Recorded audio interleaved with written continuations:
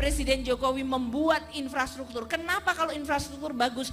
Dia bisa mendorong mobilitas masyarakat. Interaksi itu menimbulkan apa yang disebut inovasi dan ide. Untuk menjadi high income country, nggak ada negara yang high income country itu infrastrukturnya bobrok, nggak ada. Yang kita koordinasikan yaitu ART, Autonomous Rail Transit. Ya. Nah, itu nanti akan berada di Sumbu Barat dan Sumbu Timur, sangat inovatif ya. Dia kereta yang tanpa rel, juga tanpa aliran dari atas, menggunakan baterai. Relnya itu disubstitusi dengan marka atau magnet. Juga kita selesaikan dengan tugas dengan baik. Salah satu memang yang akan diuji coba adalah automated rail, kereta tanpa rel itu, ya, ATR istilahnya. Nah itu mau dicoba, intinya kereta panjangnya sekitar 20-30 meter, beberapa orang 3 gerbong, 2-3 gerbong, itu menggunakan jalanan. Relnya itu bisa berbentuk sensor, bisa bukan rel seperti kereta biasa gitu.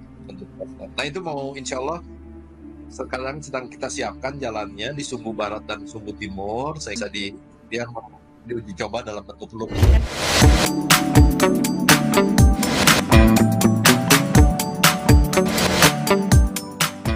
Kita harus memulai untuk tidak sekedar membeli jengki teknologi. Ini penting sekali, ini sering kita hanya terima kunci, terima jadi. Akhirnya berpuluh-puluh tahun kita tidak bisa membuat teknologi itu. Jadi jangan sekedar membeli mesin jadi sekaligus bersama seluruh ahlinya, tapi kita harus membuat kerjasama produksi teknologi di Indonesia yang melibatkan para teknolog Indonesia. Sehingga transfer pengetahuan dan transfer pengalamannya itu berjalan.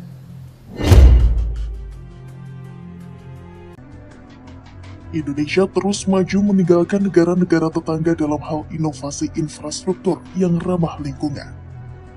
Indonesia akan menjadi jajaran negara pertama di luar Republik Rakyat Tiongkok atau RRT yang memiliki transportasi massal kereta tanpa rel. Kereta tanpa rel atau yang dikenal sebagai Autonomous Rail Rapid Transit atau ART ini menandai langkah signifikan dalam transformasi transportasi yang berkelanjutan dan efisien. Hal ini selaras dengan konsep ibu kota negara Nusantara yang ditargetkan dapat menjadi pionir dari kota berbasis cerdas dan pintar serta menggunakan transportasi cerdas. ART adalah sistem transit berkapasitas sedang untuk transportasi penumpang perkotaan yang menggunakan teknologi terdepan. Kendaraan ini diklaim dapat menghemat biaya operasional dan mampu mengangkut penumpang dengan jumlah yang lebih banyak. Penggunaan ART di IKN tersebut bakal dilakukan di bawah koordinasi Kementerian Perhubungan atau Kemenhub. Kementerian Pekerjaan Umum dan Perumahan Rakyat atau PUPR disebut bakal melakukan uji coba pembangunan kereta tanpa rel di Ibu Kota Nusantara atau IKN dalam waktu dekat. Di mana proses uji coba rencananya bakal dilakukan di area Sumbu Kebangsaan Barat IKN. Sebab progres pembangunan proyek Jalan Sumbu Kebangsaan sisi barat di IKN itu sendiri tercatat sudah rampung sepenuhnya. Nantinya proses uji coba akan dilakukan pada trase sepanjang 4 hingga 5 km. Meski begitu, rencananya kereta tersebut akan menghubungkan kawasan Sumbu Kebangsaan Timur dan Sumbu Kebangsaan Barat. Tahap pembangunan rutenya pun akan dilakukan dalam 2 fase.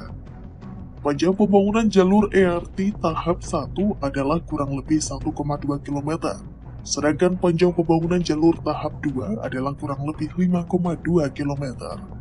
Satu set ART terdiri dari 2 gerbong dengan total kapasitas penumpang sebanyak 324 orang. Kecepatan operasionalnya 40 km per jam dan maksimal 70 km per jam. Kereta otonom tersebut dioperasikan menggunakan baterai yang disubstitusikan dengan marka jalan dan magnet. Pada prinsipnya, ART menggunakan ban karet dan beroperasi di jalur virtual yang telah ditentukan, dengan kendali pusat yang memungkinkan operasinya tanpa awak. Sistem ini ditenagai oleh baterai listrik dengan setiap stasiun dilengkapi fasilitas pengisian cepat. Rencananya rangkaian kereta yang akan diuji cobakan tersebut berasal dari China atau tepatnya produksi China Railway Rolling Stock Corporation atau CRRC Corp Ltd. Adapun perusahaan tersebut merupakan produsen kereta cepat Jakarta-Bandung atau KCJB atau WUSH. Dalam waktu dekat, CRRC akan memboyong unit ART ke Indonesia untuk dipamerkan di ajang pameran yang dihelat di IKN pada bulan Juli 2024. Melihat uji coba yang dilakukan Menhub, kereta ini sepertinya akan cocok dioperasikan di Indonesia, sebab tidak memerlukan lahan luas untuk membangun jaringan rel kereta api. Karena itulah ART digadang-gadang juga akan menjadi salah satu transportasi andal dan diupayakan dapat menjadi transportasi masa depan di kota-kota besar di Indonesia. Sebelumnya, Menteri Perhubungan Budi Karya Sumadi dalam kunjungan kerjanya ke China pada Januari 2024 telah bertemu dengan Menteri Transportasi yakni Li Xiaopeng membahas kerjasama lanjutan pembangunan transportasi massal kereta api di IKN. Tak hanya bertemu dengan Menteri Transportasi China, Budi juga diketahui bertemu dengan sejumlah pimpinan CRRC untuk membahas kelanjutan kerjasama pembangunan kereta api Ultimate Rail Transit atau ART untuk IKN. Untuk diketahui, ART pertama kali dikenalkan ke publik pada Oktober tahun 2017 di kota Zhuzhou, Provinsi Hunan, China, dan mulai beroperasi pada tahun 2018. Kemudian secara bertahap ART dioperasikan pula di Chengdu dan Yibin, Provinsi Sichuan, serta beberapa kota lainnya. ART merupakan transportasi umum seperti kereta yang terdiri dari 3 gerbong dan mampu menampung sampai 300 orang.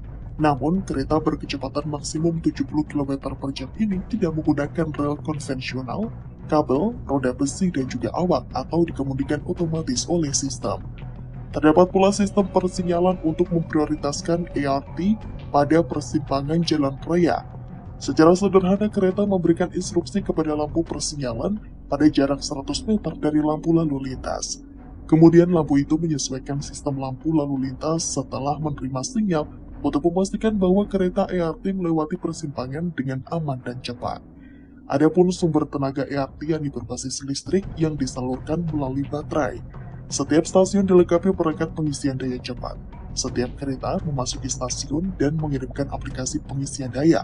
Perangkat pengisian daya akan secara otomatis beralih ke kondisi pemasok daya, dan kereta akan mengangkat pantograf untuk menerima daya. Arus pengisian daya maksimum dapat mencapai 1000 ampere. Dengan pengisian selama 10 menit dapat menjamin jarak tempuh kereta mencapai 25 km.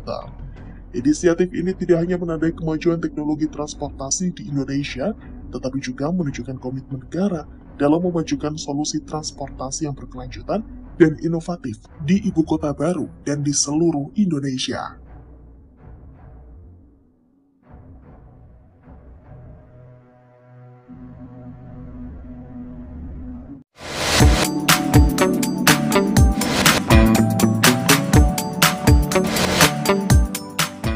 Kita senang, kita bangga, kereta ini adalah buatan Inka. Semuanya buatan Inka, semuanya dari Inka. Keberanian kita mencoba hal-hal yang baru, memberikan kepercayaan, memberikan kita kesempatan untuk belajar kepada anak-anak bangsa, dan akan sangat berguna bagi masa depan, membuat SDM kita semakin maju dan bangsa kita semakin mandiri. Keberhasilan kereta cepat Indonesia, WUSH, rupanya mendapat respon negatif dari orang Jepang.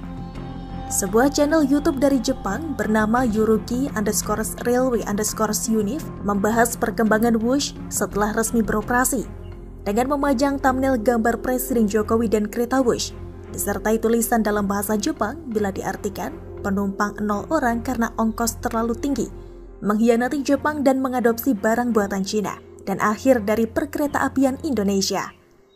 Kereta api berkecepatan tinggi di Indonesia telah dibuka, tetapi tarifnya sangat tinggi sehingga penduduk setempat tidak bisa menaikinya, tulisnya di bagian judul. Video yang sudah ditonton lebih dari 300.000 kali ini menjadi pembahasan hangat di subreddit R-Indonesia. Banyak dari netizen Indonesia yang membela WUSH meski buatan Cina. Terlepas dari hal itu, kereta cepat Jakarta-Bandung atau KCJB telah menjadi proyek infrastruktur skala besar Indonesia-China yang sukses. Berkaca dari kesuksesan inilah yang memantik Indonesia melakukan lompatan teknologi perkereta-apian di tanah air. Diam-diam Indonesia tengah mengembangkan proyek kereta cepat yang diberi nama Kereta Cepat Merah Putih. Proyek pengembangan Kereta Cepat Merah Putih merupakan hasil kolaborasi antara Lembaga Pengelola Dana Pendidikan atau LPDP, Badan Riset dan Inovasi Nasional atau BRIN, dan PT Industri Kereta Api Persero atau INKA. Berbeda dengan kereta cepat Wush yang diproduksi Cina, proyek kereta cepat Merah Putih nantinya akan berjalan di jalur utara, menghubungkan Jakarta, Cirebon, Semarang, dan berakhir di Surabaya. Proyek pengembangan ini sudah dilakukan sejak tahun 2019 dan ditargetkan selesai pada tahun 2025 dan bisa diuji coba pada tahun 2026. Ketua Tim Peneliti Rancang Bangun dan Prototyping Kereta Cepat Jakarta-Surabaya, Agus Windarto menuturkan, riset yang selesai dilakukan adalah melingkupi pengerjaan desain envelope kabin dan kokpit.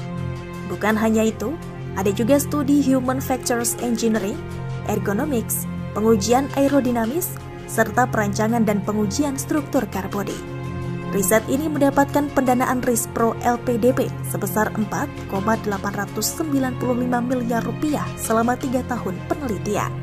Agus menyatakan kereta cepat Merah Putih memiliki kecepatan maksimal di atas kereta-kereta konvensional yang ada sekarang. Meskipun dia tidak menyebut kecepatan maksimal kereta cepat Merah Putih, dia mengatakan waktu tempuh Jakarta-Surabaya yang biasanya sampai 10 jam, kini bisa dipangkas menjadi 3 jam 40 menit saja dengan menggunakan kereta cepat Merah Putih. Saat ini proses produksi kereta cepat masih dilakukan oleh INKA. Kereta cepat ditargetkan rampung diproduksi pada tahun 2025 dan melakukan uji coba pada tahun 2026 mendatang. Karena itu saya pesan agar kita semuanya tidak alergi terhadap kritik dan tetap semangat untuk belajar. Karena pengalaman kita membangun infrastruktur telah memberikan pengalaman dan bekal kita untuk menghasilkan hasil-hasil yang lebih baik di masa depan.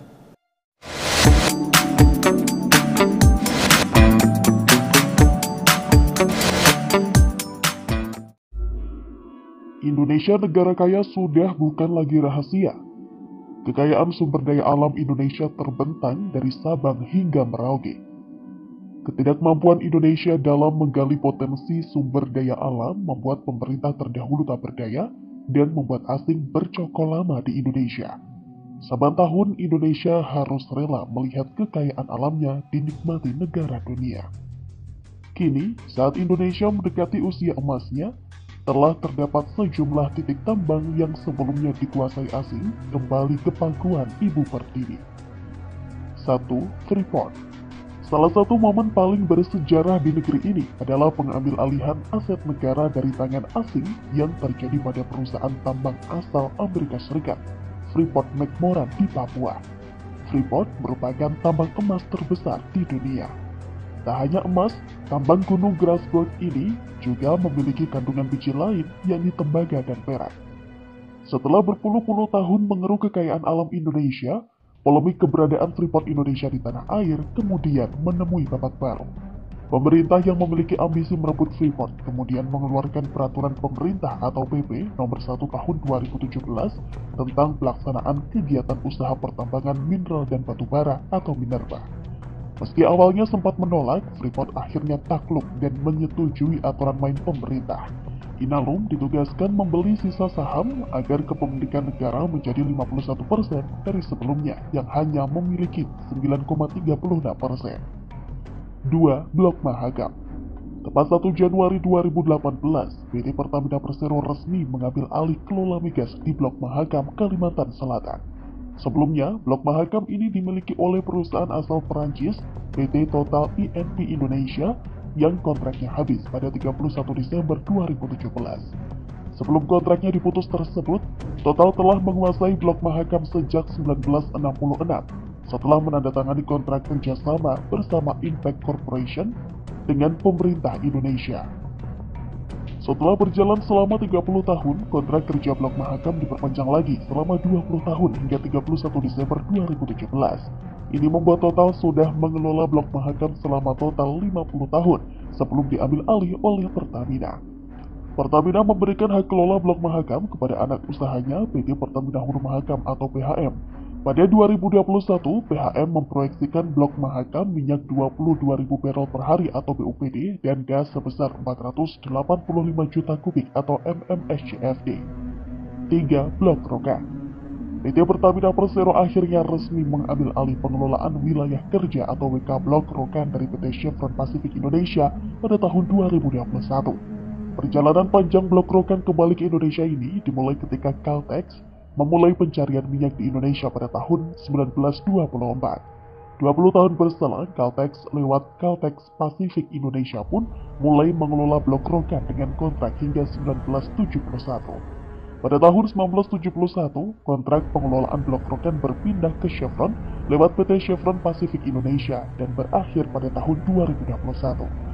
Blok Rokan memiliki nilai strategis dalam memenuhi target produksi 1 juta barrel minyak per hari dan 12 miliar standar kaki kubik per hari gas bumi pada 2030 mendatang. 4. PT Vale Indonesia Tbk atau INCO. Setelah Freeport, Inalum bermanuver lagi di PT Vale Indonesia Tbk atau INCO dengan membeli 20% saham perusahaan tambang asal Kanada tersebut. Pembelian saham ini dimungkinkan berkat adanya peraturan pemerintah atau PP nomor 77 tahun 2014 tentang pelaksanaan kegiatan usaha pertambangan mineral dan batu bara. Dengan divestasi kepada Inalum tersebut, kepemilikan saham entitas induk Vale Canada Limited pun terdilusi menjadi 44,3% dari sebelumnya 58,73%. Dalam kontrak karya yang sama, INCO juga melepas areal kontrak karya atau KK menjadi seluas hampir 118.435 hektar. Ini membuat luasan areal KK berkurang hingga hanya 1,8% dari luasan awal yang diberikan oleh pemerintah Indonesia. 5. Newmont. Pengambil alihan aset negara dari tangan asing juga terjadi pada perusahaan tambang asal Amerika Serikat, PT Newmont Nusa Tenggara. Perusahaan yang melakukan kegiatan pertambangan tembaga di wilayah Nusa Tenggara Barat atau NTB tersebut diambil alih oleh perusahaan energi nasional Medco Energy. Setelah itu kemudian Newmont Nusa Tenggara diubah namanya menjadi PT Aman Mineral Nusa Tenggara. Meski Newmont diakuisisi perusahaan swasta, tetapi tetap ada peran pemerintah dalam proses peralihan kepemilikan tersebut. Diharapkan kedepannya akan ada lagi aset negara yang dikuasai asing beralih ke pihak nasional. 6. PT Indonesia Asahan Aluminium Persero atau Inalum. Inalum pertama kali didirikan untuk mengerjakan proyek pembangkit listrik tenaga air atau PLTA di aliran Sungai Asahan yang mengalir dari Danau Toba di Sumatera Utara. Inalum resmi berdiri pada tahun 1976 dengan nama lengkap PT Indonesia Asahan Aluminium sebagai usaha patungan antara pemerintah Indonesia dengan konsorsium perusahaan Jepang Nippon Asahan Aluminium Co. Ltd atau NAA. Saat itu NAA memiliki 90% saham sementara pemerintah hanya 10%. Kepemilikan saham ini berubah pada tahun 1978 menjadi NAA sebesar 75% dan pemerintah Indonesia 25%. Pada tahun 1987, porsi kepemilikan saham pemerintah Indonesia membesar menjadi 41,13%, sementara NAA mengecil jadi 58,87%. Pada 9 Desember 2013, pemerintah Indonesia resmi mengambil alih saham yang dimiliki pihak konsorsium sesuai dengan kesepakatan dalam perjanjian induk. Inalum pun resmi menjadi BUMN ke-141 pada 21 April 2014, yang berarti membuat namanya menjadi PT Indonesia Asahan Aluminium Persero.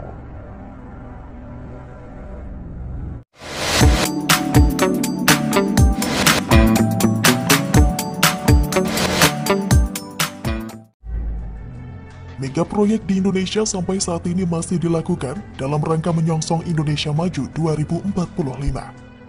Di tahun 2024 ini, beberapa proyek pembangunan infrastruktur terus digenjot di sejumlah daerah di Indonesia. Bahkan beberapa di antaranya merupakan proyek baru yang hadir. Beberapa proyek ini hadir dan tersebar mulai dari Pulau Sumatera, Sulawesi, dan Papua. Setidaknya ada 3 mega proyek yang hadir di tahun 2024 ini. Apa saja ketiga proyek raksasa itu? 1. Pembangunan flyover Sitinjau Lawik di Sumatera Barat. Rencana pembangunan flyover Sitinjau Lawik di Sumatera Barat masih terus berproses. Bahkan Menteri BUMN Erick Thohir memastikan dukungan terhadap pembangunan flyover di jalur tersebut. Kawasan Sitinjau Lawik merupakan rute yang memiliki tanjakan ekstrem. Meski jalur ini termasuk jalur nasional yang memiliki badan jalan yang lebar, tapi tidak semua kendaraan dapat dengan mudah untuk melewati jalur ini. Kendaraan berat harus mengambil sisi terluar jalan yang landai agar mendapatkan momentum untuk menanjak. Direktorat Jenderal Pembiayaan Infrastruktur Pekerjaan Umum dan Perumahan Rakyat atau DJPI PUPR mengungkapkan proyek pembangunan flyover Sitinjau Lawik di Padang, Sumatera Barat dalam rangka mempermudah proses distribusi kebutuhan konsumsi masyarakat. Pembangunan flyover Sitinjau Lawik bertujuan untuk meningkatkan kualitas jalan agar mengurangi risiko terjadinya kecelakaan lalu lintas akibat gradien kemiringan jalan existing yang sangat curam, sehingga memberikan tingkat keamanan dan keselamatan yang lebih baik dari kondisi sebelumnya bagi pengguna jalan. Saat ini rencana pembangunan sudah memasuki tahap Public-Private Partnership BUP 2023. Pola KPBU atau kerjasama pemerintah badan usaha yang akan dilakukan untuk pengadaan badan usaha pelaksana atau BUP akan dimulai setelah terbitnya konfirmasi final dari Kementerian Keuangan dan penetapan lokasi dari Gubernur Sumbar. 2. Pelabuhan Anggrek di Gorontalo. Konstruksi tahap 1 pengembangan Pelabuhan Anggrek Gorontalo Utara, Gorontalo bakal dimulai pada Februari 2024. Pembangunan Pelabuhan Anggrek diharapkan dapat menjadi lokomotif pembangunan ekonomi dan kemajuan daerah Provinsi Gorontalo. Pasalnya, Gorontalo masih menjadi provinsi dengan tingkat perekonomian yang rendah, di mana pertumbuhan ekonominya masih berada di bawah rata-rata pertumbuhan ekonomi nasional. Sementara posisi Pelabuhan Anggrek berada di lokasi strategis, yakni berdekatan dengan jalur perdagangan internasional utama yang merupakan akses krusial bagi perdagangan antara Indonesia dan negara-negara di kawasan Asia Timur. Terlebih Pelabuhan Anggrek rencananya akan diintegrasikan dengan kawasan ekonomi khusus atau KEK. Pelabuhan Internasional Anggrek dirancang dengan konsep Smart Green Port, sebuah konsep pelabuhan yang mengkombinasikan penggunaan teknologi informasi dan komunikasi untuk meningkatkan efisiensi, keamanan, dan keberlanjutan dalam operasional pelabuhan.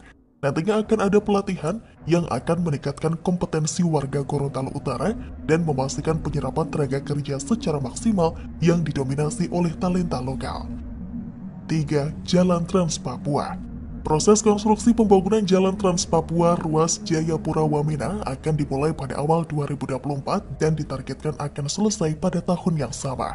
Segmen Membramo Elelim milik Kementerian PUPR dirancang dengan panjang 50,14 km dengan perkiraan biaya investasi sebesar 3,3 triliun rupiah. Proyek ini didanai oleh skema kerjasama antara pemerintah dan badan usaha atau KPBU. Secara fisik, lahan yang akan menjadi ruang lingkup pembangunan Jalan Trans Papua diklaim sudah clear, sehingga Kementerian PUPR berharap tahap konstruksi dapat segera dimulai pada awal tahun 2024. Pembangunan Jalan Trans Papua terus digeber karena ruas Jayapura-Wamena memiliki peran vital karena menyambungkan daerah pesisir dengan pegunungan. Dari Jayapura, kendaraan melintasi Kerom, Yalimo, hingga Wamena di Papua Pegunungan. Hal tersebut membuat Kementerian PUPR mengutamakan penyelesaian pembangunan ruas Jayapura-Wamena.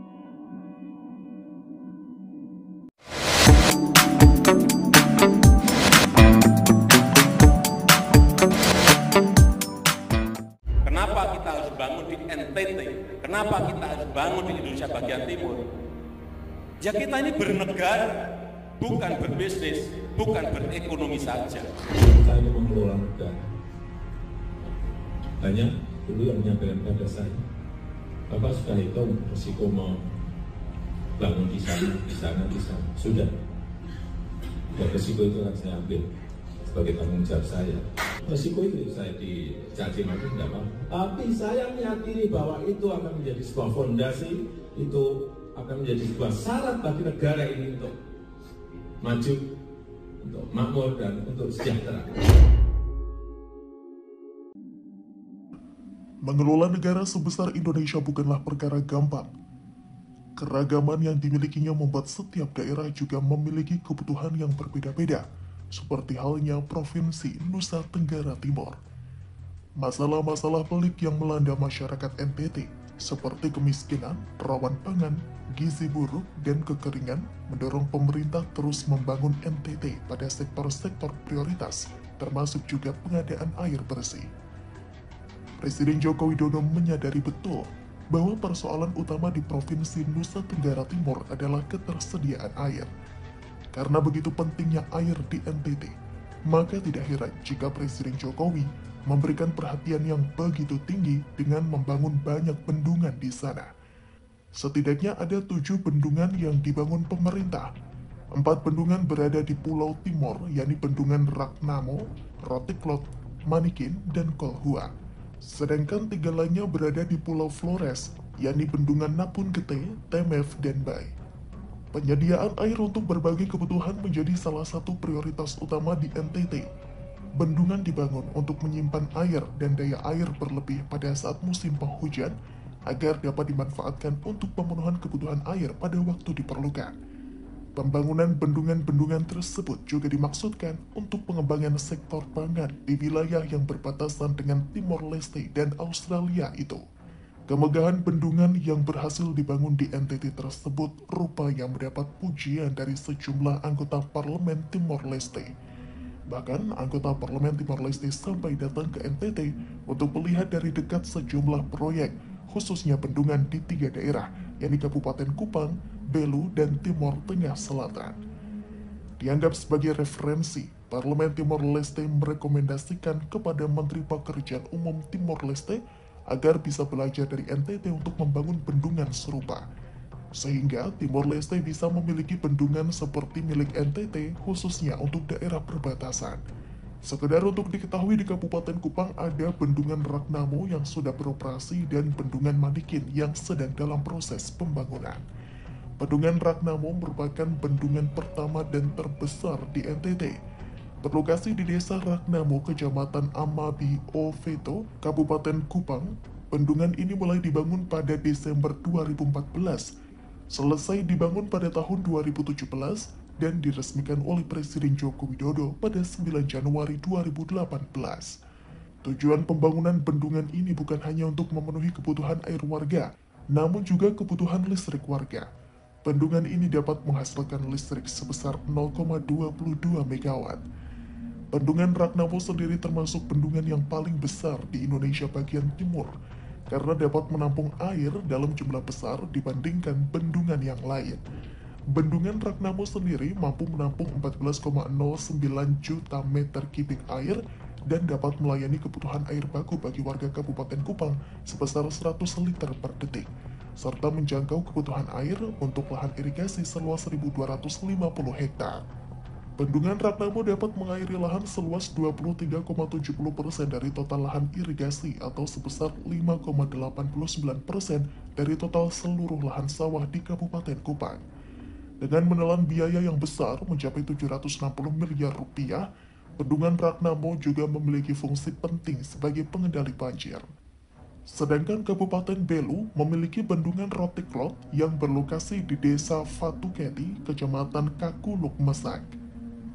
Selain dimaksudkan sebagai sumber air irigasi untuk mendukung pengembangan lumbung pangan atau food estate di Atambua, Kabupaten Belu, Bendungan Rotiklot juga dijadikan sebagai lokasi wisata baru bagi masyarakat di perbatasan Republik Indonesia Timor Leste.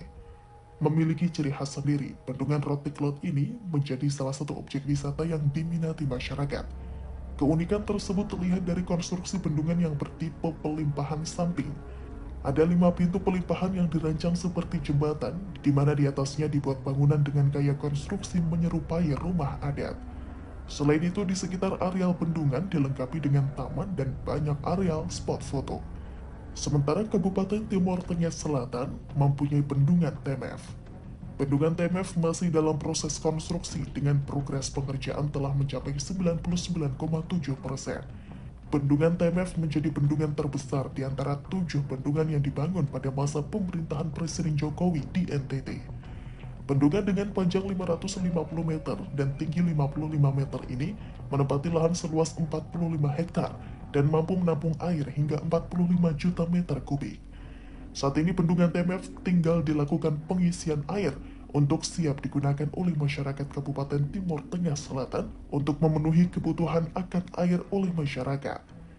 Arah dan tujuan pembangunan Indonesia, khususnya Indonesia Timur, sudah sangat jelas. Tak mengherankan jika Timor Leste ingin meniru keberhasilan pembangunan infrastruktur tersebut.